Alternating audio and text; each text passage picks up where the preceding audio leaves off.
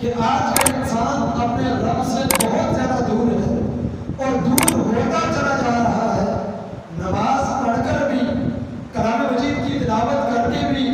ذکر اذکار کر کے بھی، روزے حج زکوٰۃ سارے افعال اعمال کر کے بھی انسان اللہ کے قریب نہیں آ رہا. وجہ کیا ہے کہ اللہ کی ذات کا تعارف نہیں، اللہ کو پہچانا نہیں کہ اللہ ہے کون، اللہ کی ذات کیسی ہے، اللہ کی صفات کیا ہے، اللہ قادر مطلق کتنا ہے، اللہ مالک اور خالق کتنا ہے، اللہ کے قبضہ قدرت کے اندر خزانے کتنے ہیں. انسان کو اس کا احاطہ نہیں، انسان اپنے رب کو پہچانتا نہیں ہے. اگر انسان حقیقی معنوں میں اپنے اللہ کو پہچاننے والا بن جائے، اپنے اللہ کا تعارف انسان کو ہو جائے، تو انسان اللہ کے قرب کو حاصل کرنے کے لیے پھر اس کی منت اور سماجت کی ضرورت نہ پڑے. یہ خود بخود اور یہ دنیاوی ساری خواہشات کو ترک کر کے، دنیاوی معاملات کو چھوڑ کر کے یہ اللہ کے قرب میں اتنا زیادہ پکا اور مضبوط ہو جائے کہ دنیا کی کوئی طاقت بھی اس کو اپنے رب سے دور نہ کر سکے. اور وہ تعارف کہاں سے ملے گا اللہ کا؟ اللہ کی ذات کی پہچان کیسے ہوگی مجھے اور آپ کو؟ ہم اللہ کو کیسے پہچانیں گے؟ اس کے لیے اللہ کی ڈائریکٹ کتاب ہے، رسول اللہ صلی اللہ علیہ وسلم کی زندگی ہے، رسول اللہ کی تعلیمات ہیں. اور اللہ تبارک و تعالیٰ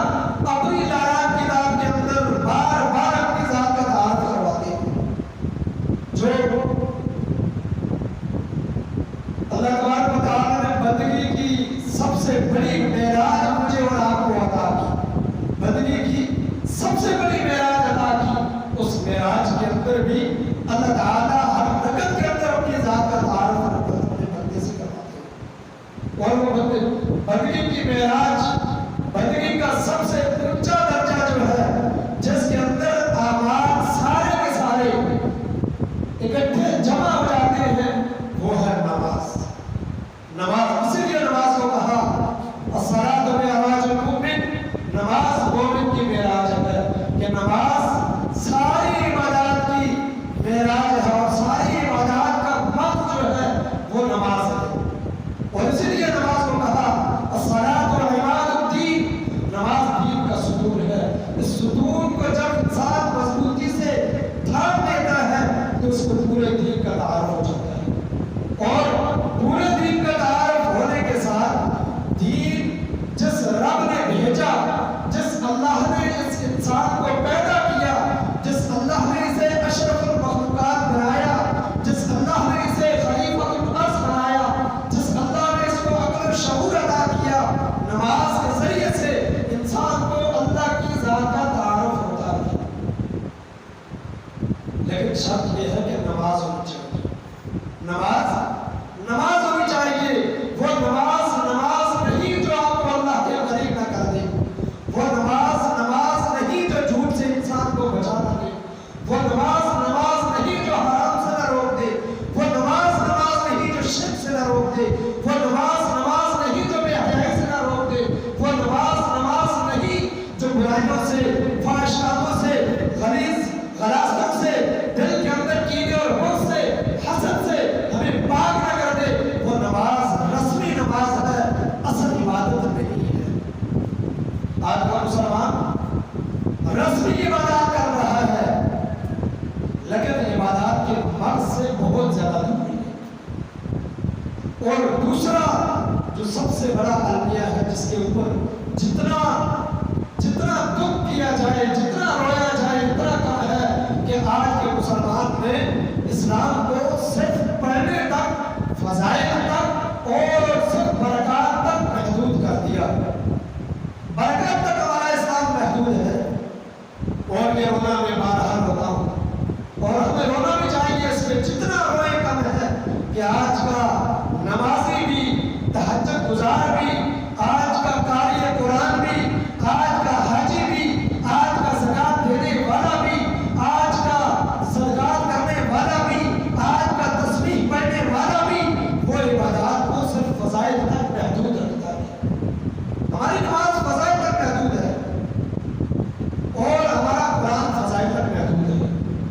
فضائل حاصل کرنے کے لیے قرآن پڑھتے ہیں، زندگی تبدیل کرنے کے لیے قرآن کو ہاتھ نہیں اٹھاتے، زندگی تبدیل کرنے کے لیے دین کو نہیں اپناتے، فضائل کے لیے بچے کے سر میں درد ہے، سورہ فاتحہ کا درد کر دیجیے گا،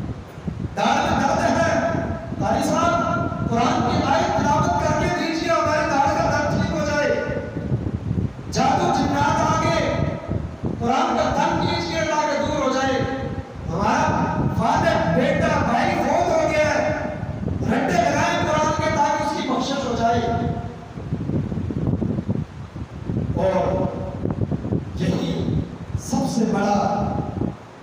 المیہ ہے کہ آج کا مسلمان اسلام کے اوپر کیوں نہیں کھڑا ہو رہا، کہ مسلمان اسلام کو فضائل تک محدود کر دیا مسلمان۔ تو میرے بھائی دوستوں بزرگوں، میں ممبر رسول مصلی رسول کے اوپر کھڑے ہو کر ذمہ داری سے کہتا ہوں، اسلام پڑھنے کے لیے نہیں آیا، اپنانے کے لیے آیا ہے، اسلام اپنانے کے لیے آیا ہے، اور اسلام کی جو نئی عبادت نماز ہے، اللہ کا قرآن نماز کے بارے میں کیا کہتا ہے؟ اقم الصلاۃ، نماز کو قائم کیجیے، کیوں؟ ان الصلاۃ تنہی عن الفحشاء والمنکر، نماز کو قائم کیجیے، نماز برے کاموں سے، فحش کاموں سے، دنیا کی ساری غلاظتوں سے پاک کر دیا۔ کیا میری نماز نے مجھے دھوکے سے پاک کر دیا؟ میری نماز نے مجھے فراڈ سے دور کر دیا؟ میری نماز نے مجھے غیبت سے دور کر دیا؟ میری نماز نے میرے دل کے اندر حسد، کینہ، بغض اور دنیاوی خواہشات کو دور کر دیا؟ کیا میری نماز اتنی طاقتور بن گئی کہ میری نماز اپنے معاشرے کا ایک خوبصورت انسان، اعلیٰ اخلاق والا، میرے باطن کو شیشے کی طرح بند کر کے رکھ دے؟ کیا میری نماز ایسی بنی ہے؟ اس لیے بات کہتا ہے کہ تیرا سجدہ تجھے کافر نہ کر دے، تو جھکتا کہیں اور ہے، تو جھکتا سجدہ تیرا سر تو یہاں جھک رہا ہے، لیکن تیری سوچ کہیں اور ہے، کھڑا نماز میں ہے، سوچ کہیں اور ہے، دنیا کی سوچ رہا ہے، ہاتھ باندھے ہوئے ہیں، سورہ فاتحہ پڑھ رہا ہے، قرآن کا خلاصہ پڑھ رہا ہے، پورے قرآن کا۔ رب العالمین نے نماز کے اندر مجھے اور آپ کو جو نماز دی، اس نماز کی ہر رکعت کے اندر اللہ نے ہم سے پورا قرآن ہماری زبان سے کہلوایا۔ سورہ فاتحہ پورے قرآن کا خلاصہ ہے، اور نماز اتنی بڑی اور اتنی اہم عبادت کیوں ہے کہ نماز پورے قرآن کی تفسیر بیان کرتی ہے۔ نماز کی ہر رکعت کے اندر اللہ مجھ سے اور آپ سے قرآن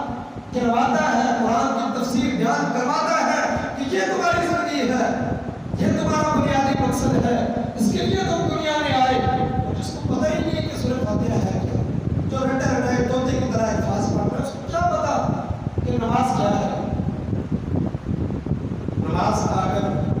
لذت محسوس کرنی ہے، جاؤ شیر خدا سے پوچھو کہ نماز کی لذت کیا ہے، جاؤ فاروق اعظم سے پوچھو کہ نماز کی لذت کیا ہے۔ وہ شیر خدا حضرت علی کرم اللہ وجہہ خلیفہ جہاں، آپ کو جب جسم میں تیر لگا اور جسم کے اندر کو پھنس گیا،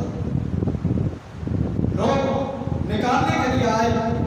تو آپ کو تکلیف ہوتی تھی، کہنے لگے جب میں نماز میں کھڑا ہو جاؤں میرے جسم سے تیر نکال لینا، نماز کے لیے کھڑے ہوئے، تیر نکال لیا گیا، سلام میرا، کہتے کیوں جمع ہوتے ہیں لوگ؟ کہتے ہیں آپ کے جسم سے آپ نے وہ تیر، وہ نیزہ تیر نکال لیا۔ اچھا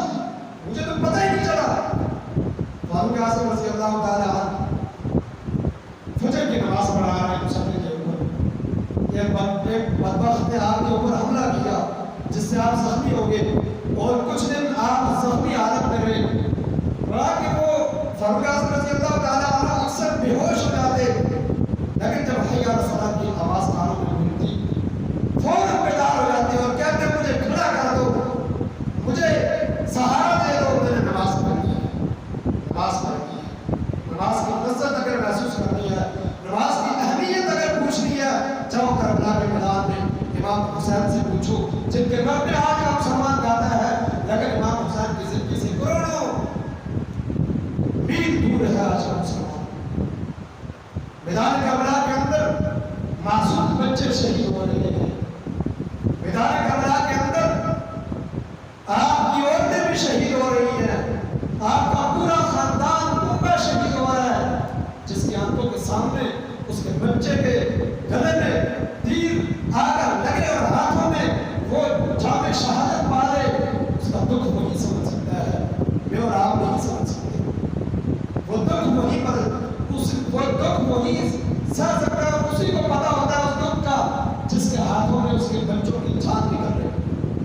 کے اوپر کیا گزرتی ہے، اس وقت اس کی کیا کیفیت ہوتی ہے، اور اس کیفیت کے اندر بھی جو کہہ دے کہ جب روز کو میں نے اللہ کو سجدہ کرنا ہے، میں نے نماز پڑھنی ہے، نماز تو اس کو کہتے ہیں،